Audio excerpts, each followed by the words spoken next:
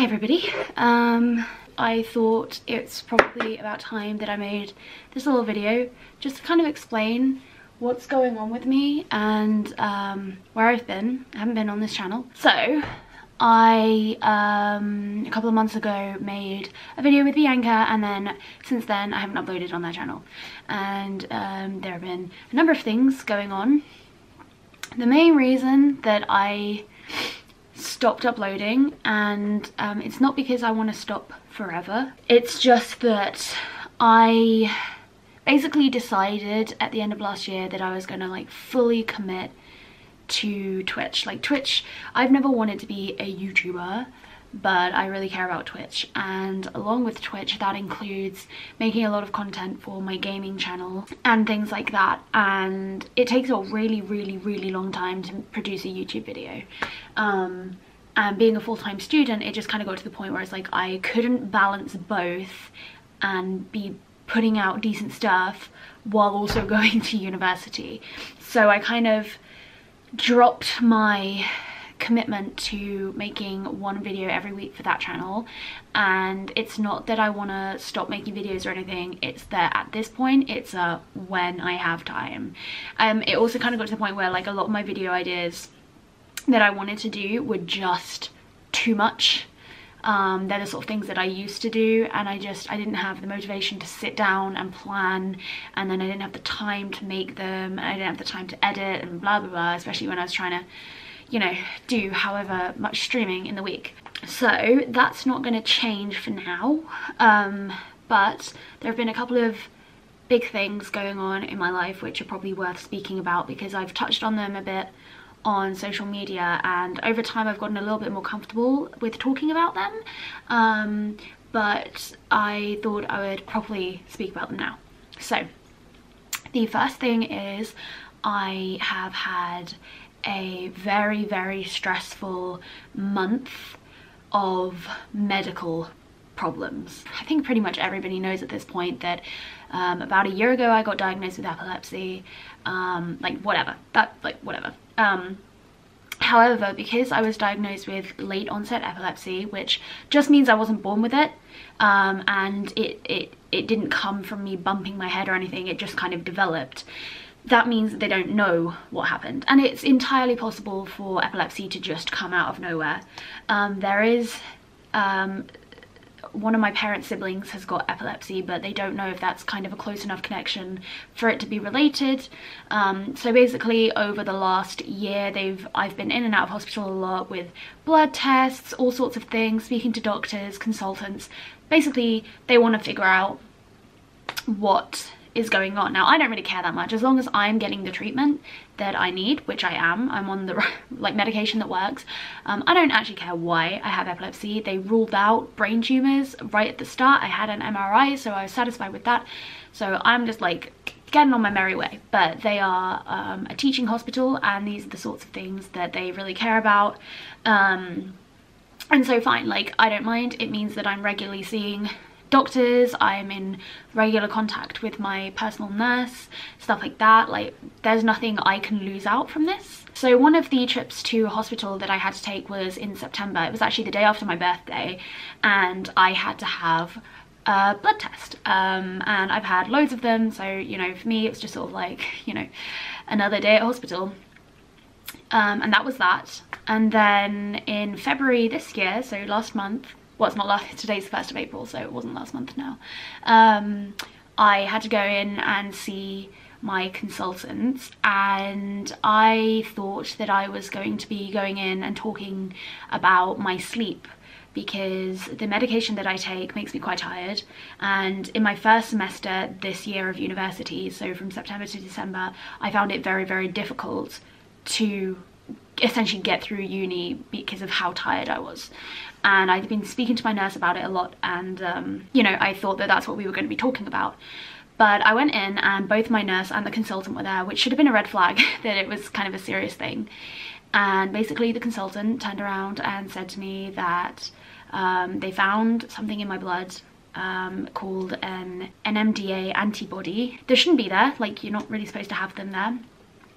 And that it could be indicative of an autoimmune disease, and that said autoimmune disease is highly related to having tumours in your ovaries. And so I need to have both a lumbar puncture to see if this antibody is in my spinal fluid, and I also need to have an urgent ultrasound to see if I have tumours. And for me, that was just, it was terrifying. Like, I'd walked into hospital thinking I was going to talk about my sleep, and I'd come out being told that I might have an autoimmune disease and that I might have tumours in my ovaries which could potentially be cancerous. So that was really, really, really hard for me. Like, I came out of hospital like in absolute tears. And for me at the time, the primary thing that scared me was the thing about my ovaries. So actually, luckily, I managed to have my ultrasound like 3 days later.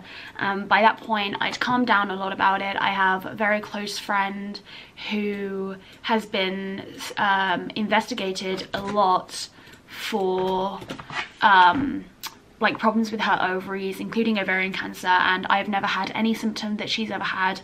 So by that point, I was feeling a lot more confident that my ovaries were okay.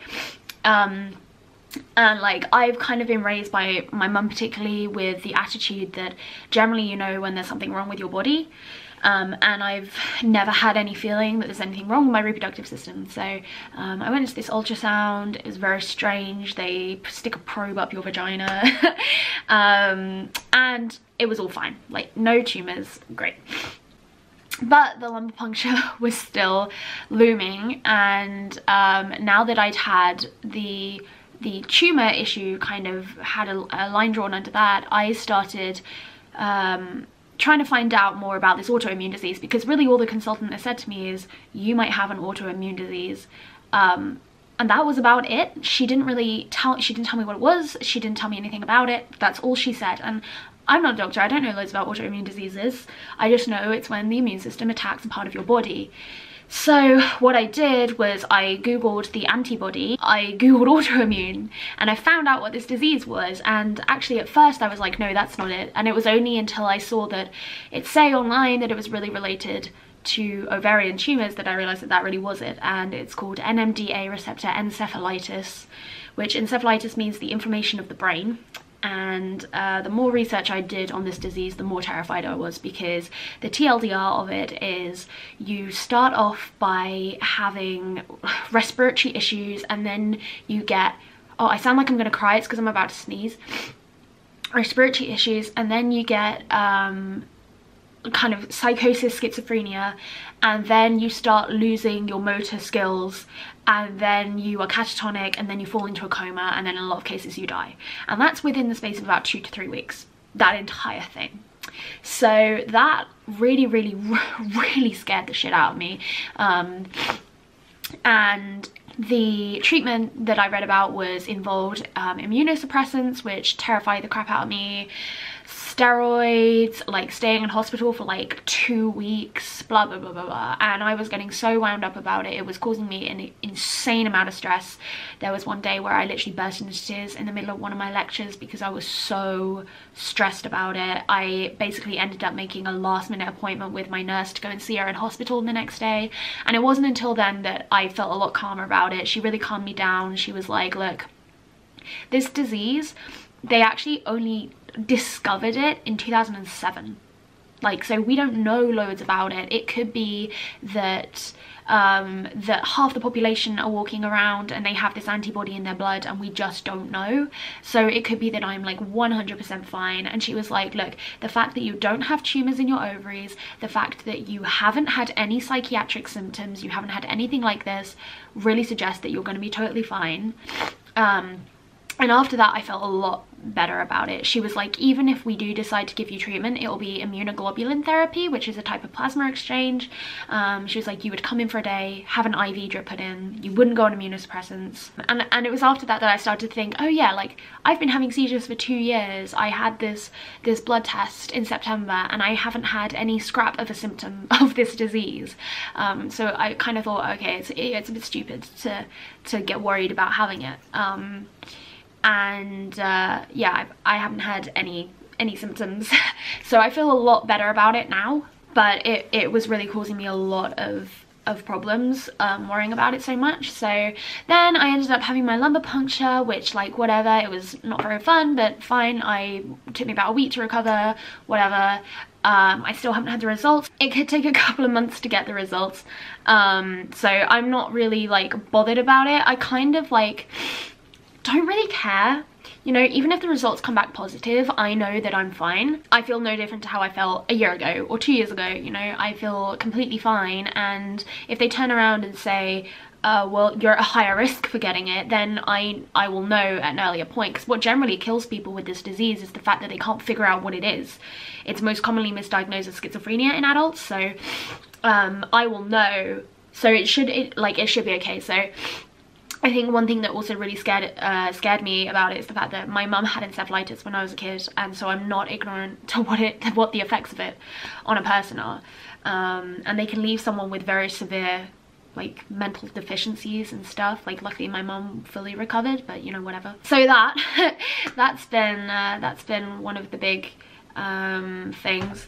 And the other thing is that in January I went to an assessment centre for an internship. I was offered the internship with flying colours, and internships, it was for a corporate company I won't name. These things are so prestigious. They are harder to get than graduate jobs. Like, so many people apply for them. They are very, very hard to get, and I was offered one, and I accepted it. I signed the contract and everything, and it was only after that that I started to be a bit concerned about the fact that this wasn't really for me, because the hours were going to be horrendous and I was going to have to give up a lot of things that I was spending time on, including streaming, including any YouTube thing, a lot of social media. These were going to be like between like 11 and 13 hour days, including a commute, and I was just like, it got to the point where it was stressing me out so much. Like, the starting date was supposed to be June the 25th, and the idea of that date approaching was scaring me, and I kind of convinced myself that I was going to get 2 weeks in and I would quit, but that I didn't want to quit beforehand because I didn't want to be a quitter. But I spoke to both my parents about it. I actually went to lunch with my dad specifically so I could talk to him about it,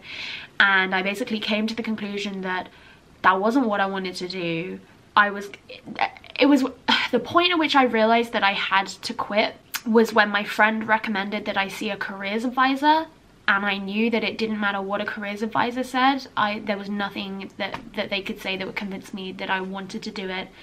So I wrote to this company and I was like, look, I'm really sorry, but I want to be released from my contract, blah, blah, blah, blah. And they took it really well. They were really lovely about it. But that caused a lot of stress for me, because it just felt like this big looming date, and I was really scared to kind of give that up. But now, like, I basically realized I just all I care about is video games, and as lame as that is, like, I just want to work really hard on Twitch, on content creation. I want to work really hard on doing esports related things and whatever. And so that's part of the reason, again, why I haven't been uploading on this channel, is because I've been dedicating all my time outside of uni to my Twitch channel and my gaming channel, and I'm going to be doing that even more once my exams are over. And yeah, but those are just basically two of the really major things that have been happening in my life over the last couple of months that have caused a lot of stress, and they've been taking up a lot of my time. Of course, this whole medical thing isn't over. It could turn out that the results that I get from my lumbar puncture aren't great, but like right now I'm fine. So I guess it's just a waiting game on that front, and I wouldn't say I'm super stressed about it or really anxious about it, but like if I think too much about it, then I'm a bit like that it's not a completely over issue. But we'll get there. But those have been some of the things, and I thought I'd update you guys. Especially with the medical stuff, I was very reluctant to talk about that. There was one Twitch stream where I did speak about it, but I just thought I'd give the full story, and yeah. Okay, I'm gonna go back to editing, and I've got to film with Bianca. But thanks for watching, and I will see you on the flip side. Stay classy, San Diego.